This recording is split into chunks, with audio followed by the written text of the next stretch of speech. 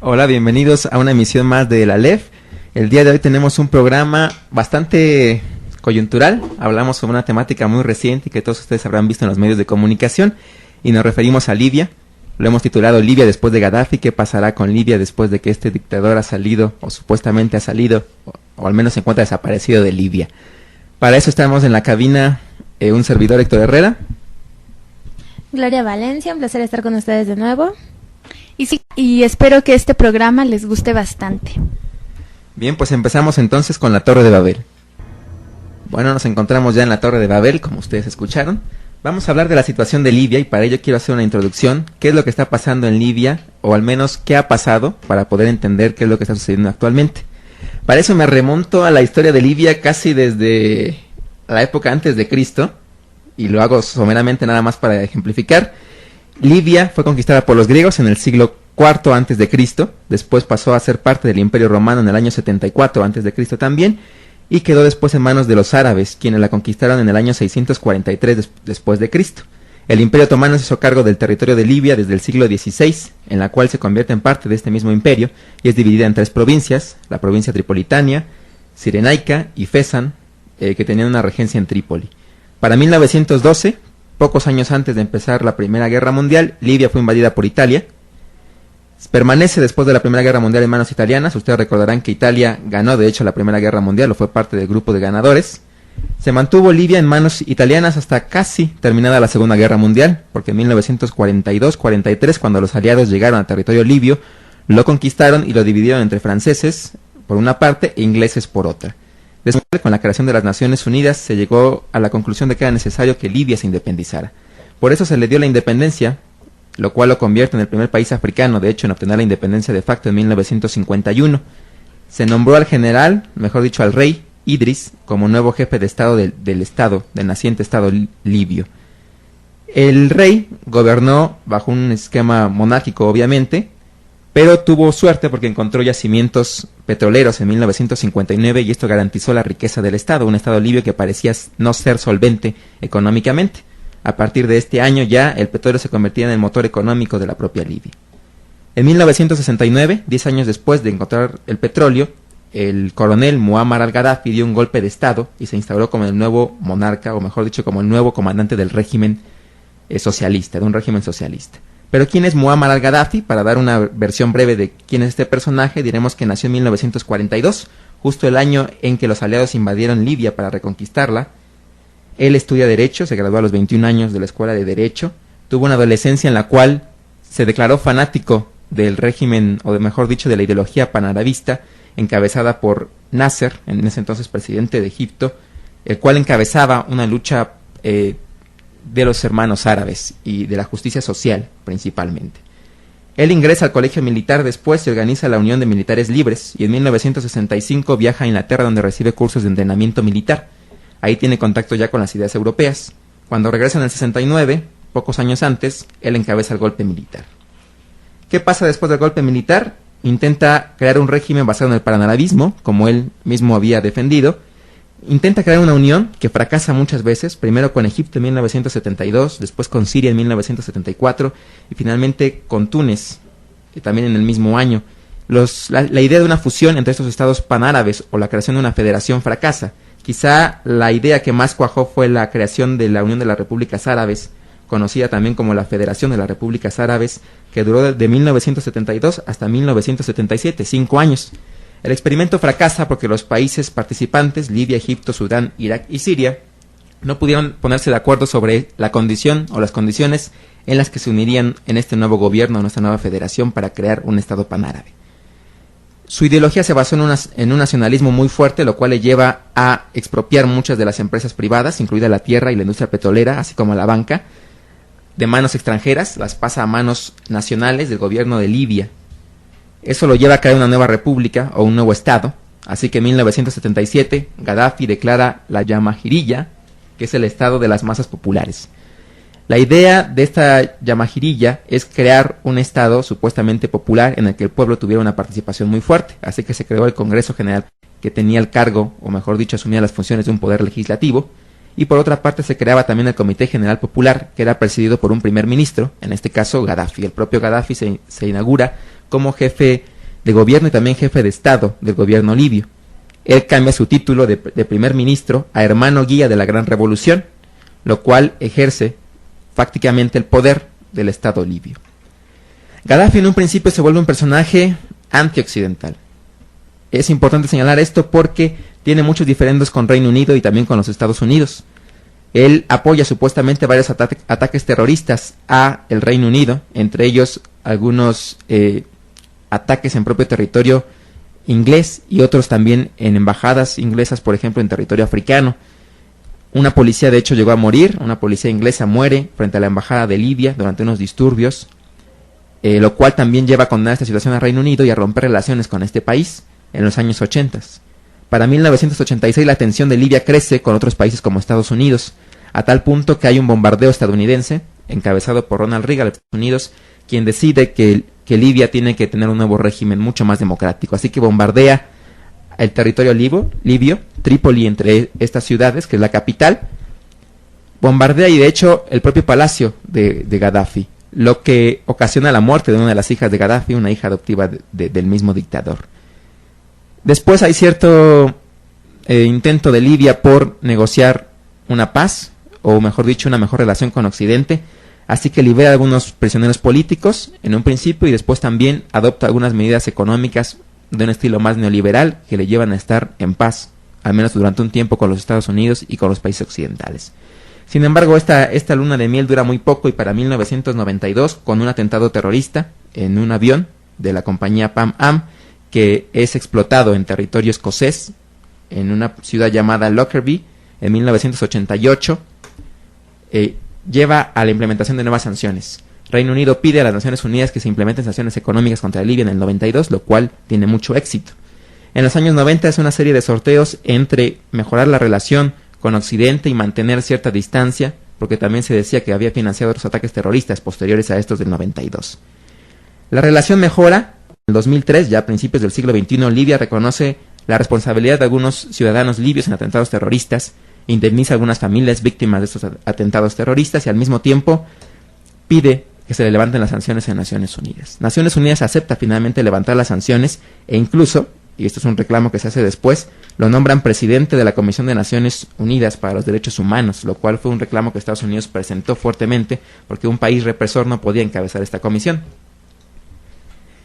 Bajo esta nueva relación de romance entre Libia y los países occidentales, Libia abandona un programa de desarrollo de armas masivas en el año 2003-2004, e incluso a finales de ese año Tony Blair visita Libia para reentablar las relaciones y llegar a un buen punto. Esto nos lleva hasta el año 2011 en la actualidad, cuando Libia nuevamente está en el ojo del huracán. ¿Y por qué razón está en el ojo del huracán Libia? Por varios puntos, entre ellos los más importantes, la llamada Primavera Árabe. Ustedes recordarán que hace unos meses, en enero de este año precisamente, a principios del mismo, comenzó una rebelión en Túnez que se extendió. La rebelión que derrocó al gobierno de Ben Ali en Túnez se extendió a Egipto posteriormente, que en marzo, más bien en febrero, casi principios de marzo, llevó a la disolución del gobierno egipcio encabezado por Mubarak, que se vio forzado a abandonar incluso el país y el poder. A partir de ahí la revolución también se extiende a Libia. El 20 de febrero hay una de las primeras protestas en la ciudad de Libia, en Benghazi, que es una ciudad, la segunda después de Trípoli, con 2 millones de habitantes me parece, lo cual provoca una represión del gobierno. El gobierno, encabezado por Gaddafi, reprime a las personas y se calcula que hay alrededor de 170 muertos inicialmente. Incluso él sale a dar una entrevista a la BBC Mundo y otras agencias internacionales y declara que en realidad el pueblo libio lo ama y que esto es una pequeña muestra de descontento que no tiene nada que ver con la realidad que estaba viviendo Libia, en la que adoraban a su supuesto líder. Las protestas se extienden en el año 2000, a principios del 2011, entonces desde febrero hasta marzo, lo cual lleva a algunos países a replantear su posición respecto al conflicto. Entre ellos Reino Unido y Francia son los primeros en reclamar. A medida que se eleva la violencia del gobierno contra los protestantes del régimen de Gaddafi, la prensa internacional pide ya una mayor intervención. Aquí Francia jugaría un papel protagónico porque es el que encabeza una propuesta en la Unión Europea para condenarlas a Libia y implantar sanciones. Reino Unido, a través del primer ministro David Cameron, apoya estas sanciones que son llevadas a finales de febrero a las Naciones Unidas y se aprueban. Suiza decide congelar incluso las cuentas bancarias de la familia Gaddafi. A principios de marzo sale una resolución, la 1970 del Consejo de Seguridad de las Naciones Unidas, en la cual se condena la represión y se le imputan a Gaddafi crímenes de la humanidad, contra la humanidad. Se calcula ya en 4.000 casi el número de muertos, desaparecidos y heridos, lo cual preocupa mucho a la comunidad internacional. Esto nos lleva a que el 17 de marzo se aprueba una nueva resolución, la resolución 1973, mediante la cual se aprueba una zona exclusiva aérea y con ello también se da pie a la coalición de aliados en contra del régimen de Gaddafi para bombardear ciertas ciudades estratégicas. Entre ellas la propia capital Trípoli bajo una operación llamada Odisea al Amanecer. Gaddafi intenta resistir esta presión, sin embargo no puede, y más cuando llegan nuevos elementos internacionales como la condena de la Corte Internacional de Justicia que pide el arresto de Gaddafi a nivel internacional y el surgimiento en julio ya del 2011 de un grupo de contacto a favor de Libia que reconoce a un nuevo gobierno, al gobierno del Consejo Nacional de Transición, como el nuevo gobierno legítimo de Libia en contraposición a Gaddafi. Así que esto nos ubica ya en agosto del 2011, la época que estamos viviendo prácticamente, en la que Gaddafi está desaparecido, no se sabe dónde está hasta el momento de hoy. El Consejo Nacional de Transición es reconocido por Francia y otros países y empezamos ya una época de negociación en la cual se intenta llevar a Libia a un nuevo estadio democrático supuestamente con un nuevo gobierno y también incluirlo en la comunidad internacional como un país afín a Europa y a los Estados Unidos. Y con eso comenzamos entonces, vamos a escuchar una canción. Hola, regresamos entonces a la Torre de Babel. Ahora, ya que Héctor nos dio el panorama general de lo que fue y ha sido Gaddafi, vamos a analizar un poco cuáles serían las consecuencias de este movimiento de resistencia, se podría decir, que está suscitando en Libia por parte de Muammar, y cuáles serían las consecuencias del movimiento rebelde en contra de él. Primero, a mí me gustaría poner sobre la mesa un punto que es qué tan malo fue Gaddafi durante su régimen, ¿no? Siempre nos dicen, bueno, es que un dictador de 30 años es malo, y no dudo que así sea, ¿no? Son 30 años, más de 30 años en el poder, obviamente va a ser un régimen que podría tener características, digámoslo, negativas para la población, ¿no? Sin embargo, ¿cómo fue que empezó Gaddafi su régimen? ¿No? Fue un anticapitalista que buscaba proteger de alguna manera los intereses de su país, expropió muchas de las empresas y muchas empresas precisamente para que los capitalistas extranjeros no se llevaran la riqueza de su país.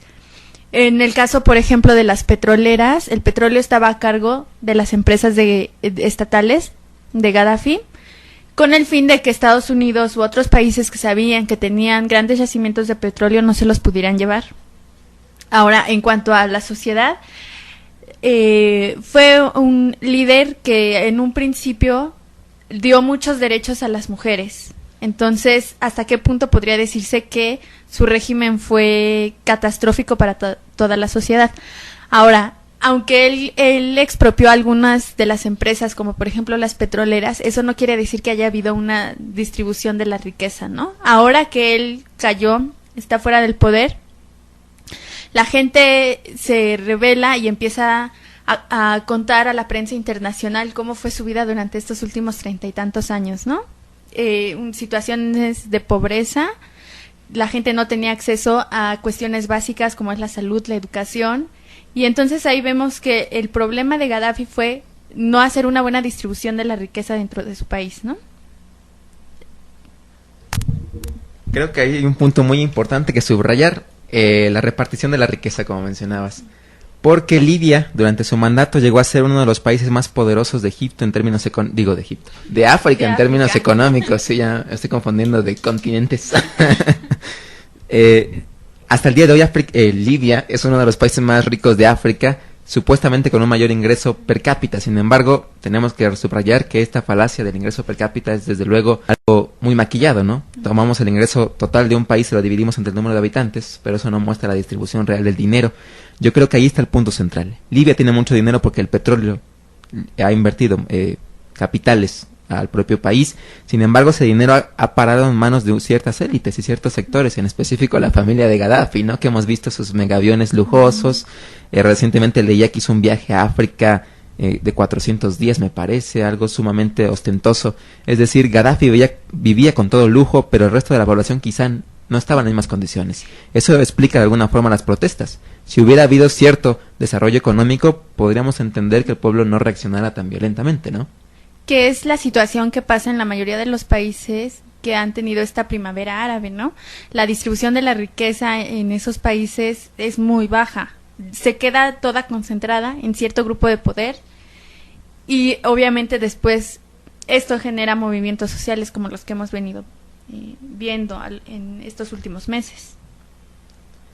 Y que es una población además sumamente letrada, al menos en comparación con los países africanos. Se calcula que más del 80% de la población sabe leer y escribir al menos, lo cual nos habla de que hay cierto apoyo al menos a la educación, pero quizá no es tan amplio como podríamos esperar.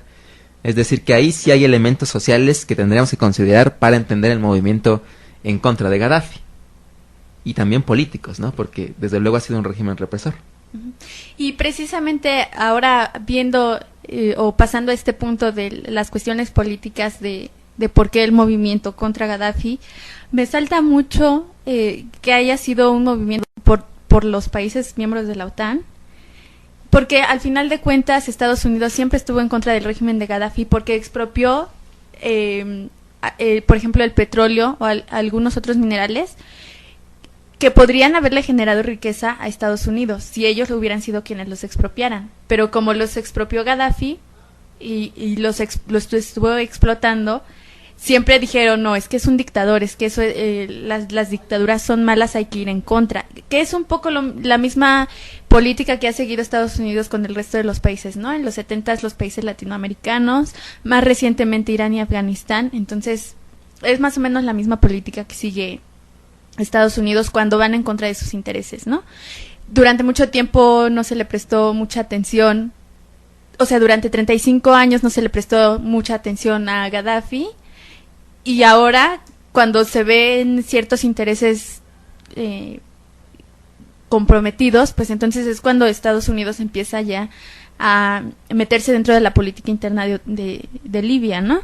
Y también otra cuestión, bueno, el apoyo que tuvo la OTAN, pero también algunos países que fueron los que estuvieron vendiéndole armas a la insurgencia, ¿no? Me salta el caso, por ejemplo, de Italia, que por debajo del agua, aunque lo negaron, Berlusconi lo negó, pero por debajo del agua estaba suministrando armas a los libios para ir en contra de Gaddafi, ¿no?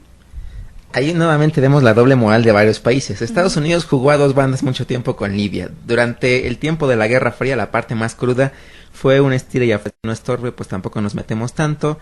Es un aliado medio, no hay tanto poder. Libia se orientó más al movimiento de los países no alineados, entonces tampoco había mucho margen por el cual meterse. Libia se mantuvo con cierta neutralidad que Estados Unidos respetó hasta cierto punto. Llegamos a los años 80, finales ya casi de la Guerra Fría, cuando la URSS ya estaba perdiendo mucho poder, y durante la administración Reagan, que se intentó revalorizar el papel militar de los Estados Unidos, pues Reagan aprovecha para dar un golpe a Gaddafi. Incluso se habló en los medios de comunicación que el propio director de la CIA estaba planeando un golpe contra Gaddafi. Nunca se concreta, quizá porque el interés de Estados Unidos por Libia no era tan importante probablemente. Si era darle un mensaje a Gaddafi, si era ponerlo en su lugar y decirle tienes que ponerte a nuestra disposición porque la Unión Soviética está cayendo y es un nuevo acomodo de poderes y de piezas. Pero finalmente respeta cierta autonomía de Libia y de Gaddafi, que era un dictador, entonces podía mantener ese juego. Por otra parte está la Unión Europea con el mismo juego. Sigue una lógica de condena ciertas agresiones y violencias y atentados terroristas, pero por otra yo te vendo las armas. Entonces, condeno a que nos ataques, pero yo te suministro de armas, ¿no? Y la Unión Europea casi en su totalidad vendía armas a la propia Libia, en especial Italia, como señalas, y la propia Francia. Entonces es importante esa doble moral en el caso de los países también europeos. Creo que tenemos que entender el papel de Libia más en función de Europa que de Estados Unidos. El 80% del petróleo de Libia va hacia Italia y Francia, principalmente. Entonces, es una pieza muy, muy importante para Europa. No niego el valor para Estados Unidos, pero es más importante para Europa. De ahí que incluso veamos quiénes encabezan la coalición, ¿no? Francia e Inglaterra han estado más preocupados por el papel que desempeñan en Libia que el propio Obama, que tiene sus problemas políticos internos. Bueno, también porque la coyuntura, cuando empezaron los movimientos sociales en África a principios de este año, también empezó la crisis económica mundial, ¿no? Entonces ahorita Estados Unidos pues tiene otras prioridades, decirse, ¿no? Que meterse en más guerras contra el mundo, ¿no? Porque no tienen el dinero para hacerlo ahorita. Y también, bueno, yo creo que es importante que analicemos un poco cómo se ve la situación actual de Libia, ¿no? Ya podría decirse cae Gaddafi, aún no lo encuentran y todavía está dentro del territorio libio. Según un mensaje que él envió, está dentro de Libia, ¿no? Algunos especulan que ya salió y que está en Níger o en Argelia como su familia. Que hace poco veíamos que la esposa y 3 hijos huyeron a Argelia. Huyeron, ajá. El mismo Gaddafi, yo creo que para mantener control sobre la situación que se está viviendo en Libia, él mismo está diciendo que él aún se encuentra en Libia, también para motivar más guerra de guerrillas, ¿no? Y para mostrar que no perdió y que está fuera, exiliado, huyendo. Y yo creo que para darle más fuerza a su movimiento, ¿no? Algunas tribus que luchan a favor de él empiezan entonces a hacer guerra de guerrillas contra la OTAN, contra los rebeldes, y entonces esa sería su estrategia para ganar un poco más de fuerza y no perder hasta el momento. Sí, pero su estrategia es meramente discursiva, ¿no? Es meramente discursiva, porque igual se veía en los medios que la parte que decía que no había salido de Libia, también decía que el movimiento y todo lo que decían que estaba pasando dentro de Libia era creado por los medios occidentales, y que eso le estaban diciendo a toda la parte occidental, ¿no? Entonces también habría que ver qué tanta credibilidad pueden tener los medios frente a esta situación, porque nosotros tampoco estamos seguros exactamente de lo que está pasando ahí. Si estuviéramos con la información de primera mano diríamos, bueno, sí, pero desde su trinchera está tratando de defenderse, también por el medio ideológico, ¿no? A mí me llama mucho la atención el punto que tú planteas, la importancia que han tenido los medios de comunicación occidentales. Claro. Con respecto a todo el caso de Gaddafi. Recuerdo que hace una semana, no recuerdo bien si 1 o 2 semanas, pero cuando llegaron los rebeldes a Trípoli, a la casa de Gaddafi, estaba toda la prensa ahí y le daban todo el apoyo a los rebeldes, y los rebeldes hasta les daban tour a los periodistas para que lo sacaran y lo transmitieran, y esa fuera la imagen, ¿no? De que ellos ya ganaron, de que el mundo se tiene que volver en contra de Gaddafi. ¿Y qué hacían?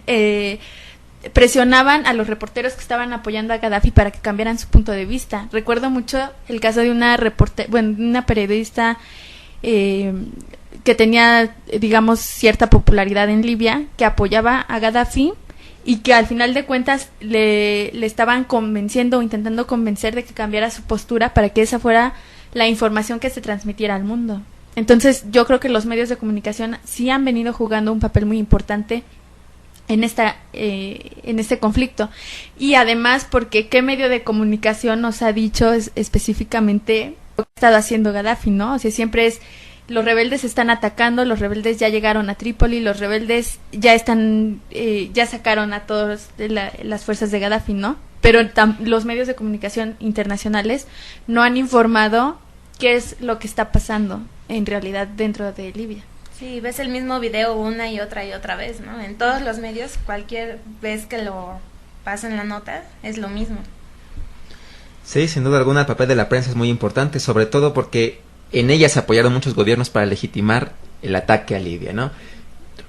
Reconsideremos lo que ha pasado en los últimos tiempos, la invasión a Afganistán 2001, la invasión a Irak 2003, ampliamente cuestionadas a nivel internacional. Entonces ahora los nuevos dirigentes, porque hubo cambios en prácticamente todos los países, buscaban legitimar la intervención de estos países, sobre todo Estados Unidos. La coyuntura interna estadounidense obligaba a que Obama tuviera un gran aval internacional para intervenir. Lo mismo Francia y lo mismo Inglaterra, que además les costó un poco de conflicto interno, político, el afrontar las anteriores intervenciones. Entonces ahora tenían que legitimarlo a través de la prensa internacional, que nos mostraba los videos de gente corriendo.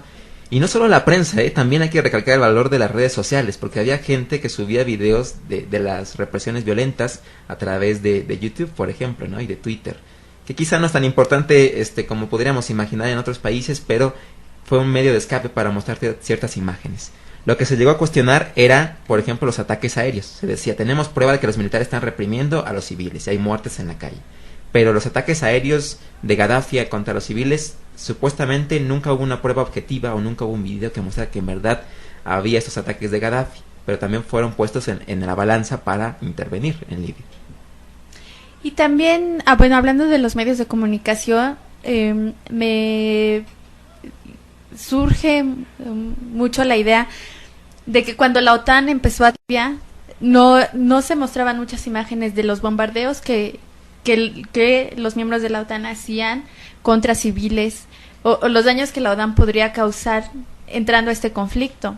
Sin embargo, sí se pasaban lo que hacía los que estaban a favor de Gaddafi. O sea, sí se pasaba, es que atacaron un pueblo donde había muchos civiles, hicieron mucho daño, pero no se marcaba o no se pasaban las imágenes de lo que estaba haciendo la OTAN. Yo no estaría tan de acuerdo con Héctor con respecto a... Bueno, no, o sea, sí es... No, sí estoy de acuerdo con tu punto de vista, pero no tanto en que el Twitter y Facebook son una vía no tan importante para expandir las ideas y todo esto que nos están enseñando, ¿no? Del movimiento.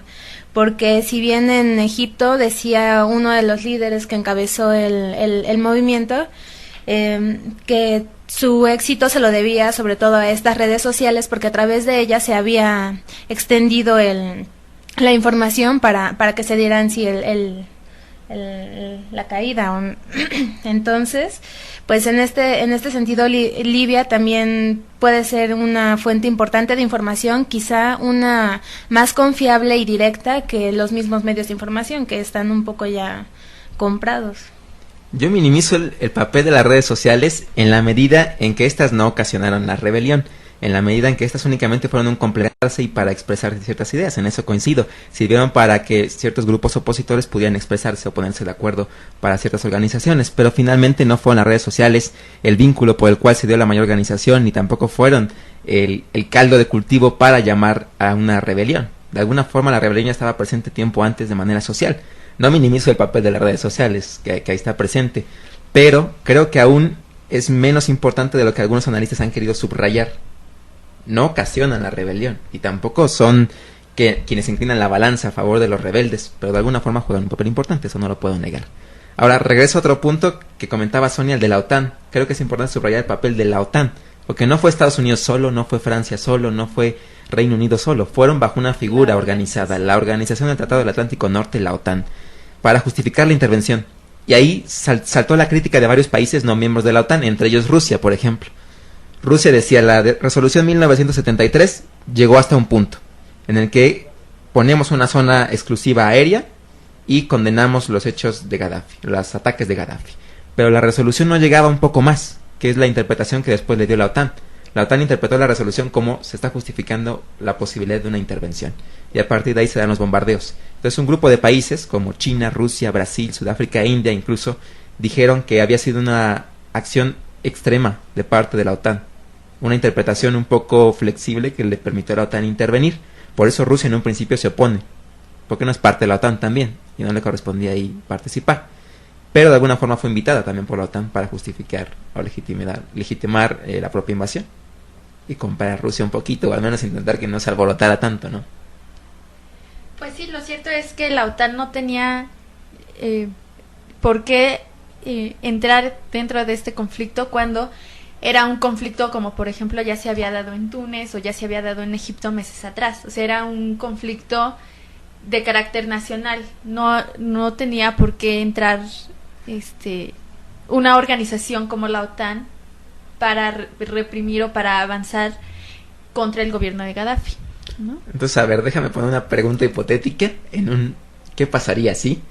¿Qué pasaría si la OTAN no hubiera intervenido? ¿Qué tan importantes fueron los factores internacionales en el caso de Libia? Porque vimos que un movimiento interno pudo derrocar a dos gobiernos distintos.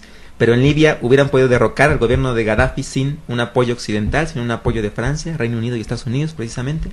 Yo tengo mis dudas porque no creo que los rebeldes libios hubieran podido lograr lo que se logró, por ejemplo, en Egipto, porque la presión social ya era muy fuerte en Egipto, por ejemplo.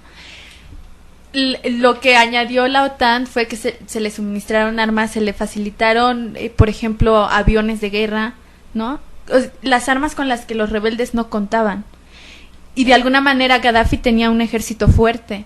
Entonces no hubiera podido los rebeldes atacarlo de la misma manera de forma independiente, que como lo hicieron con el apoyo de la OTAN, que sin duda el equipo que la OTAN les brindó fue, yo creo que un punto muy importante para que se pudiera llegar hasta donde se llegó contra Gaddafi. Yo coincido con Sonia, igualmente no creo que por sí el movimiento social hubiera derrocado a Gaddafi.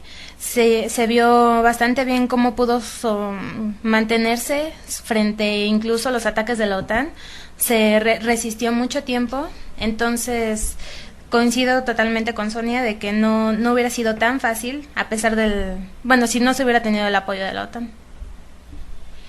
Bueno, yo creo que ha sido interesante lo que hemos puesto sobre la mesa hasta este momento. Vamos a escuchar un poco de música, pero regresamos con el tema de Libia. Pues bien, regresamos con nuestro tema acerca de Libia, el movimiento en Libia y todo lo que pasó con Muammar Gaddafi. Sin duda es interesante. Y pondría sobre la mesa la pregunta de qué tanto ha pesado el apoyo económico que se le ha dado a los rebeldes por parte de Occidente.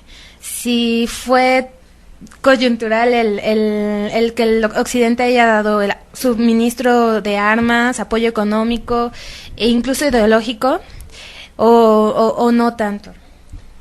Yo creo que es muy muy importante. ¿Y por qué es muy importante? Porque desde un principio varios países decidieron apoyar a los rebeldes a través de un apoyo financiero. Y el caso preciso es Suiza. Suiza decide bloquear las cuentas de Gaddafi, congelar las multimillonarias cuentas de Gaddafi en Suiza, y después, con aval de Francia, trasladar ese capital a cuentas de los rebeldes. Es decir, que ese dinero libio, volvió al pueblo libio, o al menos de los rebeldes libio, gracias a la intervención de algunos países europeos. Y me parece también importante en la medida en que en la actualidad se está hablando de apoyos financieros. Recordarán la reunión que hubo hace unos días, 1 de septiembre, si no mal recuerdo la fecha, sobre la conferencia de amigos de Libia, en París precisamente, a instancias de Francia, en la cual fueron 60 países para discutir qué va a pasar con Libia. Y entre esos acuerdos a los que se llegaron fue la liberalización de cierto dinero para apoyar al movimiento o al nuevo gobierno, el Consejo Nacional de Transición. Para dar algunas cifras, 1.500 millones de euros va a aportar Francia, Italia va a poner 500 millones y España 16 millones de euros, curiosamente también. Entonces creo que el apoyo financiero fue importante durante la rebelión, pero también será importante después de la rebelión, porque revela un poco el interés de los países que quieren tener una injerencia mayor en los asuntos gubernamentales de Libia, entre ellos específicamente Francia, que es el que más petróleo le compra a Libia, e Italia, que además tiene una relación histórica, como veíamos, desde hace mucho tiempo. Entonces esos países serán importantes para saber cómo va a avanzar el movimiento financieramente y políticamente. Ahora, ¿qué otros temas podemos poner en la mesa? Ahora que hablábamos de esta conferencia de amigos de Libia en París, me saltó mucho a la vista, obviamente, y no porque lo haya leído con letras mayúsculas, sino porque es importante la participación de ciertos países. Como les comentaba, Sarkozy, presidente de Francia, estuvo ahí en primera fila junto con David Cameron, el primer ministro inglés. Quien me suena en la primera fila, o al menos no en la foto central, en el centro de foto que siempre vemos, tipo foto de la mafia y el padrino en el centro, es Obama. Obama no asistió a la conferencia. En su lugar fue Hillary Clinton. Y Hillary Clinton tuvo un papel un poquito menor del que hubiéramos esperado que jugara. Quizá porque Estados Unidos no tiene una posición tan clara, o al menos no quiere involucrarse tanto en la reestructuración o en la reconstrucción de Libia como otros países europeos, ¿no? Entonces, ¿qué opinan de ese papel de Estados Unidos y de Hillary Clinton? Pues yo, como lo comentaba hace un rato, ¿no? Yo creo que ahorita Estados Unidos tiene como prioridades resolver la situación económica que se está viviendo dentro de Estados Unidos. Y después también, claro, hay otro tema, ¿no? Las elecciones del próximo año en Estados Unidos, ¿no? Y precisamente la posición de Obama es, y su campaña siempre ha sido no intervenir en otros estados, ¿no? Por eso que se quiera retirar ahora de Afganistán, también como una forma de ganar más votos, ¿no? Entonces, si ahorita empieza a entrar en el conflicto de Libia, puede ser que también pierda algunos votantes, algunos votos importantes, porque no le conviene decir, bueno, nos salimos de Afganistán para ahora pasarnos un poquito más abajo hacia Libia, ¿no? Y esto va a poner en el ojo del huracán la participación estadounidense en este movimiento y en otros movimientos posibles a futuro, ¿no? Hemos visto que esto se da en el marco de una revolución en Medio Oriente, en varios países de Medio Oriente y norte de África. Entonces, ¿en qué medida Estados Unidos va, a través de este nuevo hecho, marcar su participación en otros posibles conflictos a futuro? Imagínense que hay una rebelión después en Argelia. Estados Unidos está marcado por su participación en Libia. ¿Qué tan activo debería ser entonces? Sería una pregunta. En Siria, por ejemplo, con lo que está pasando recientemente, Estados Unidos ha hecho un reclamo enérgico a Siria, pero tampoco estamos viendo que esté dispuesto a ir mucho más lejos de lo que esperaríamos de un Estados Unidos tradicional. Sí, porque incluso ahorita me estaba acordando, hace unos años, por ejemplo, se fue tras Saddam Hussein en Irak, y luego lo juzgan y le dan pena de muerte. No ha sido lo mismo, por ejemplo, con los otros dictadores que han caído ahora en África. En el caso, yo pienso ahora de Muammar Gaddafi, lo llegan a encontrar y ¿qué le van a hacer, no? Lo interesante sería que le hicieran un juicio político por los delitos contra la humanidad, por lo que es que se empezó la injerencia de la OTAN en el conflicto, supuestamente, ¿no? Pero hay que ver entonces qué papel le van a dar después, cuando ya lo capturen, qué es lo que va a pasar. Y muy cierto, o sea, ¿cuál es el papel que ha venido jugando? Yo he visto que Estados Unidos, en el caso de África, ha estado muy pasivo, ¿no? En Egipto, en Túnez, en Siria, ahora en Libia, no ha tenido como mucha preocupación por saber qué es lo que va a pasar después en estos países, ¿no? Tal vez porque la zona no es como de las zonas que más le interesa en Estados Unidos, o sea, no es como su área de influencia de Estados Unidos, ¿no? Es más bien de la zona norte de África, es más de Europa, yo creo. Yo también coincido que es un asunto principalmente europeo y secundariamente estadounidense, dado que sí no tiene grandes intereses, a pesar de que como es la potencia hegemónica por excelencia, y tiene asuntos e intereses regados por todo el mundo, no es una de las principales zonas en las que le gustaría meterse, y pues además de la crisis económica y otros asuntos que está atendiendo al interior, no es tanta su injerencia en esta zona.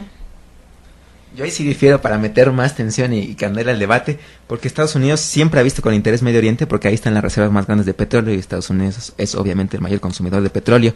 Hemos visto cómo a lo largo de varios años, décadas, ha justificado hasta cierto punto, solapado a ciertos dictadores. El propio Saddam Hussein es un caso de ello, ¿no? Mubarak, 30 años en el poder y Estados Unidos no cuestionó la presencia de Mubarak hasta el final, hasta la revolución, hasta la rebelión. Y en el caso de Gaddafi, si bien hubo, como comentábamos, algunos roces, sobre todo en los 80s, tampoco se vio una intención clara de Estados Unidos de quitar a Gaddafi porque no fuera funcional al régimen estadounidense. Entonces, de alguna forma, Estados Unidos tiene mucho interés en esta zona. Y tendríamos que ver cómo actúa para garantizar reservas petroleras, sobre todo. Pero yo creo que no tiene el mismo interés, por ejemplo, que tuvo en Irak. No es el mismo interés que está teniendo por Libia. Obviamente en Irak se vio un interés más fuerte y por eso mandó tropas y por eso derrocó al mismo Saddam Hussein e intentó imponer su forma de organización política ahí para que siguiera sus intereses. Pero no ha sido el mismo el caso de Libia, que de los países africanos que hasta ahorita han tenido estos movimientos sociales, digamos, es el que tiene mayores reservas energéticas, ¿no? Tal vez porque Estados Unidos está pensando que una vez que se encuentre a Gaddafi y se le juzgue, se va a imponer un sistema político diferente en Libia.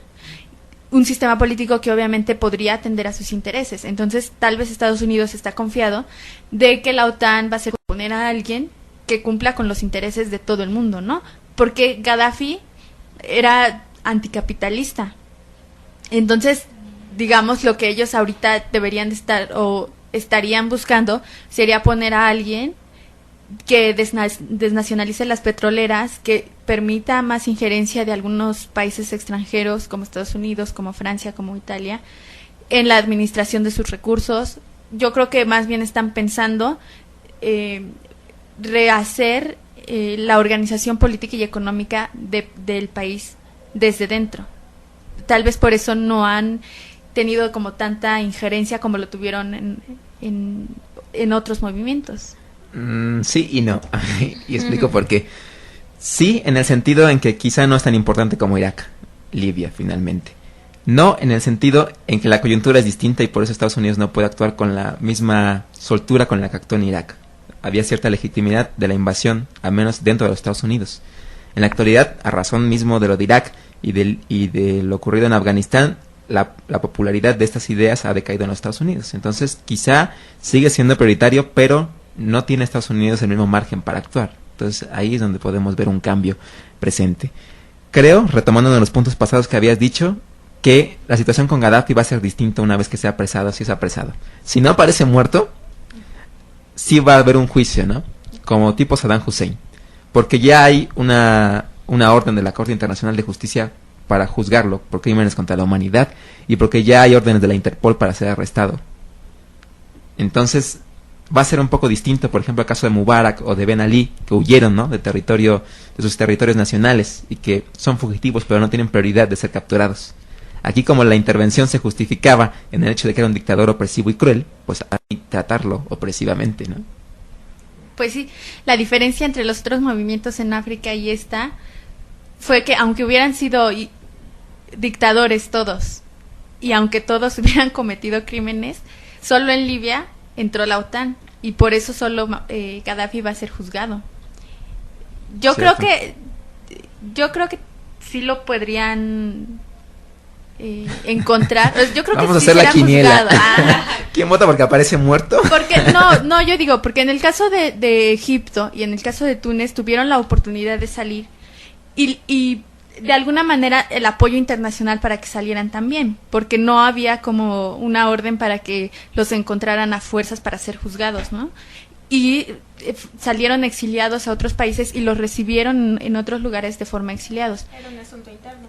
Pero en el caso de Gaddafi yo creo que no tiene esa misma como facilidad para salir y salir sin ser juzgado. Entonces yo creo que sí lo van a encontrar para juzgarlo, un poco como fue Saddam Hussein, ¿no?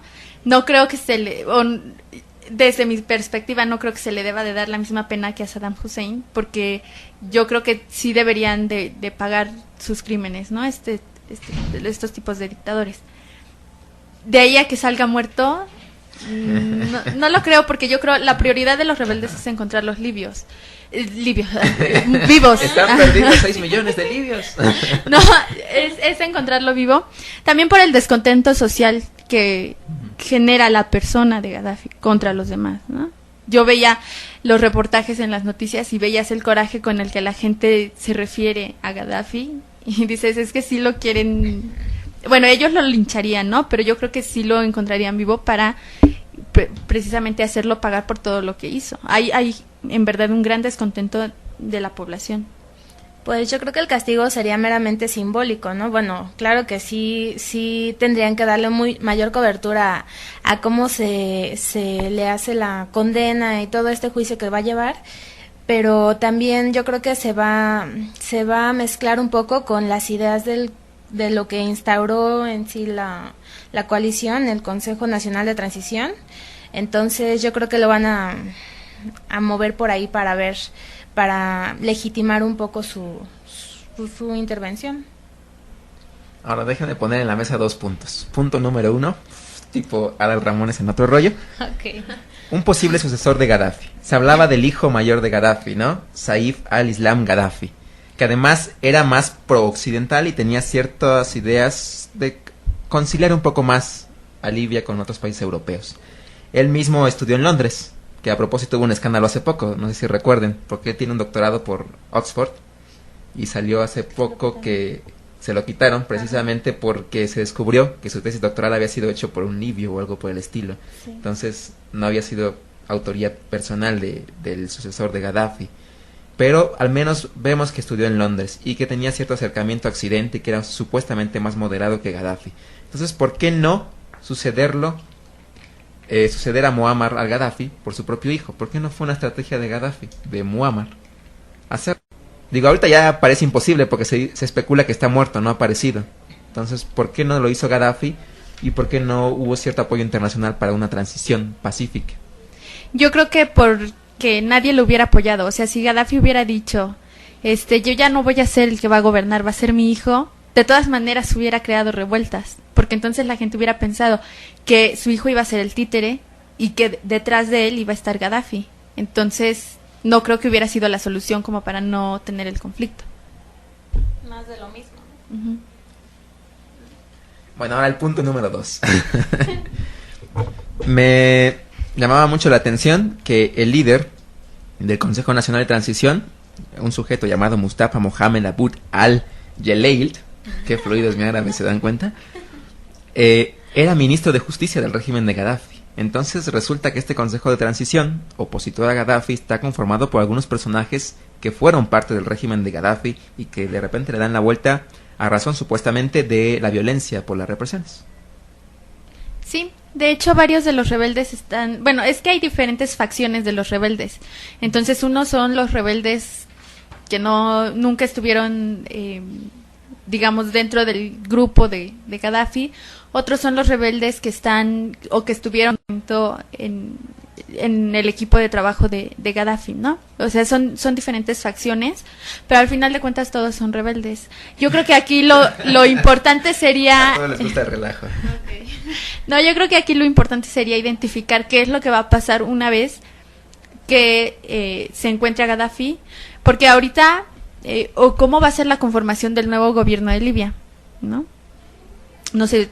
¿Qué piensas? Cierto, hace poco leí un artículo de opinión en el New York Times precisamente que señalaba esto. Obama tiene un reto muy fuerte. ¿Cómo apoyar a tipos a los que hace 6 meses no conocías? Resulta que Libia era una gran desconocida para Estados Unidos, así como para varios países europeos. Entonces, ¿cómo apoyar a ciertos grupos de rebeldes? ¿Cómo conocerlos? ¿Cómo saber quiénes son los buenos dentro de esta visión europea y estadounidense de nuevo Estado, ¿no? Ahí viene un reto importante para los dirigentes. Están apoyando ahorita un Consejo Nacional de Transición que parece ser más moderado que otros grupos rebeldes en Trípoli, por ejemplo, pero que al mismo tiempo les garantiza cierta continuidad en algunos acuerdos.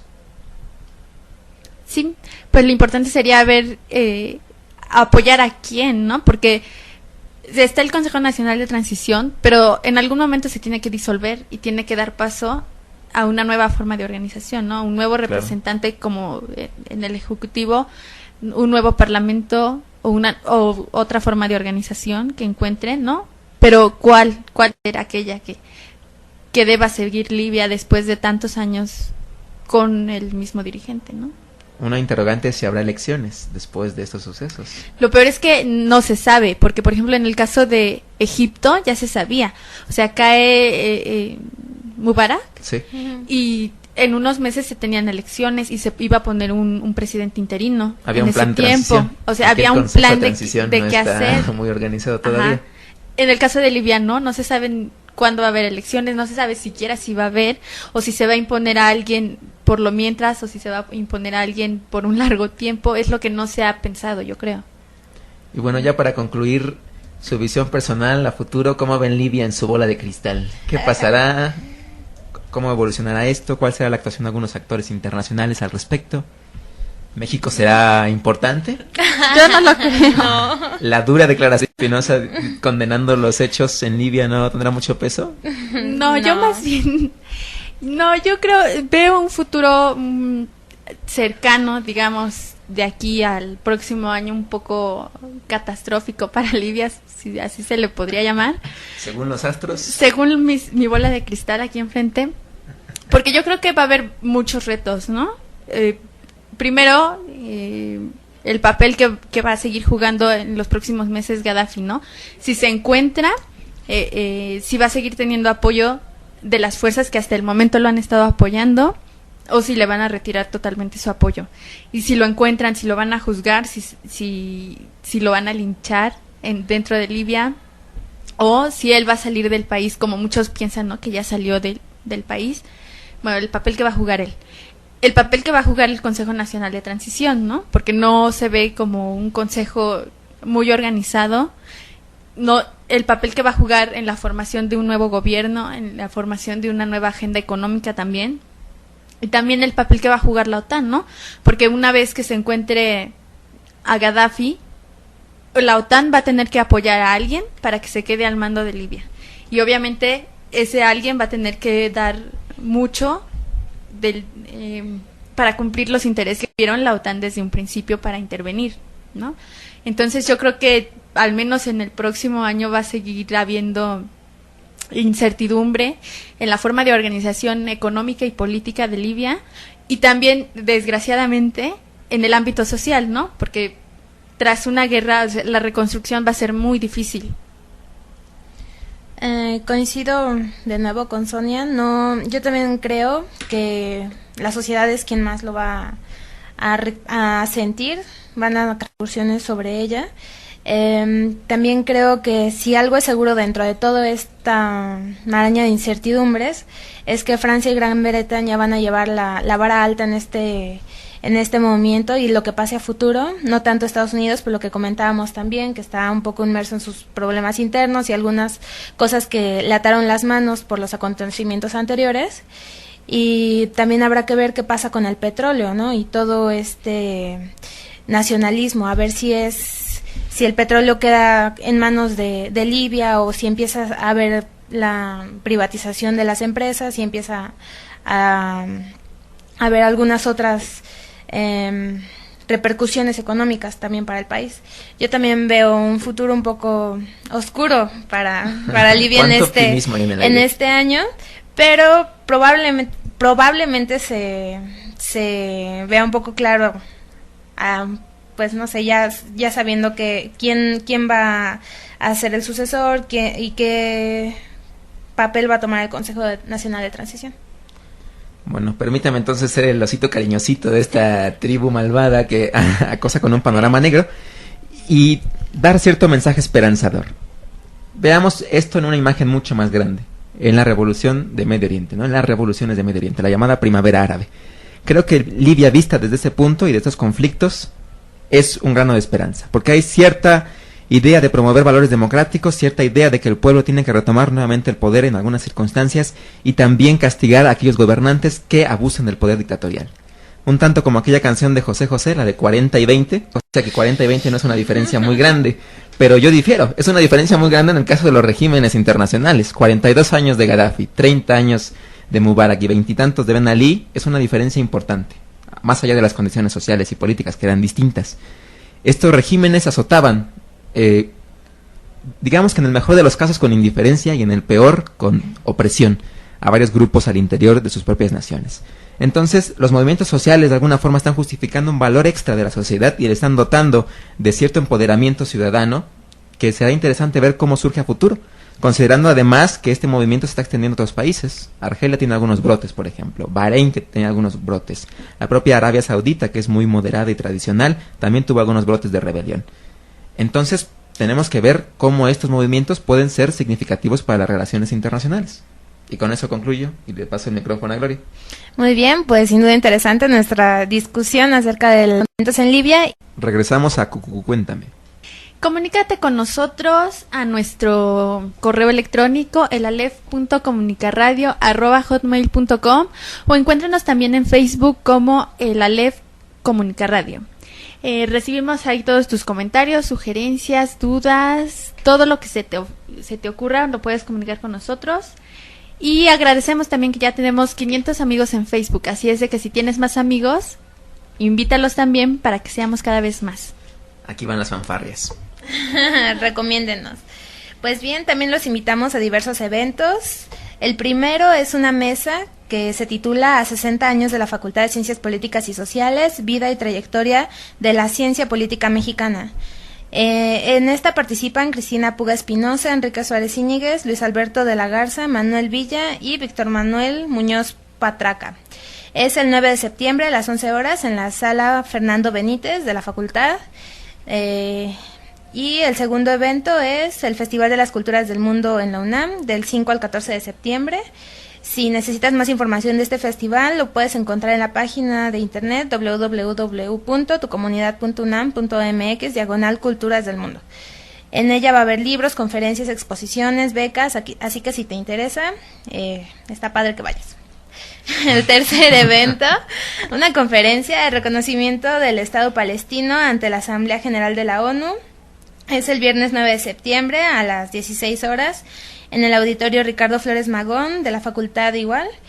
Y la siguiente semana también te invitamos a las islas. En CEU va a haber un evento de Estudia Sin Fronteras, así que si estás buscando becas o algo para ver el intercambio estudiantil, pues es interesante si puedes asistir. Recalco la última conferencia que me parece muy importante, la del reconocimiento del Estado palestino ante la Asamblea General de la ONU. En ella participarán Randa Nabulsi, embajadora de Palestina en México, y el embajador Hermilio López Basols, que también es profesor de esta facultad. Entonces, no se la pierdan, mañana viernes 9 de septiembre a las 4 de la tarde. Y como mensajes de la LEF tenemos dos. Uno es una vinculación. Quienes hayan perdido algo o encontrado también un objeto perdido en la facultad, les interesará un espacio para denunciar estos objetos y también para notificar que han perdido algo. El lugar, o mejor dicho, el proyecto se llama El Hoyo Negro de Polacas. Tienen que ingresar a la página www.nomequieromorirenpolacas.wordpress.com y ahí darán cuenta, ojalá que puedan aparecer sus objetos perdidos y que no sean tan valiosos como para que les duela la pérdida. Y una felicitación a la revista Ágora por su 10º número. Recordarán que Ágora estuvo aquí en nuestro programa número 10 para charlar sobre su revista. Pues en esta ocasión inauguran su 10º número, el segundo impreso. Es bastante recomendable. Entre ellos les recomiendo algunos artículos como la reconfiguración del equilibrio de poder regional en el este de Asia, de César Martínez, quien también estuvo aquí ese programa. La semblanza histórica de las relaciones diplomáticas entre México y Brasil, de Gonzalo Almeida. Encontrarán también otros artículos y secciones interesantes, como la de cuentos y poemas, en donde hay uno bastante bueno, permítame decirlo, La Estela de Poseidón, de Iván Medina.